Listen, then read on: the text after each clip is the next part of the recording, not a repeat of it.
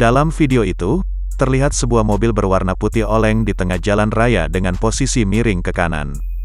Kemudian, beberapa warga dan pengguna jalan, khususnya pengendara motor mulai berhenti dan membantu mobil tersebut. Nampak sekumpulan pria menggunakan helm berusaha mengembalikan posisi mobil setelah oleng dan miring di jalan. Tak hanya itu, mereka juga nampak ramai-ramai mengangkat mobil putih tersebut keluar dari pembatasan jalan. Setelah mobil berada pada posisi seharusnya, beberapa warga langsung mengecek ke dalam mobil tersebut. Saat dikonfirmasi oleh Tribun Tanda Hubung Video.com pada Jumat, tanggal 17 Desember tahun 2021, pemilik akun @rizky_ariansyah membenarkan kejadian itu. Rizky, 20, menginformasikan jika kejadian kecelakaan tersebut terjadi di daerahnya Surabaya, Jawa Timur. Tepatnya di flyover Wonokromo, pada Minggu, tanggal 12 Desember tahun 2021, sekitar pukul 2 waktu Indonesia Barat.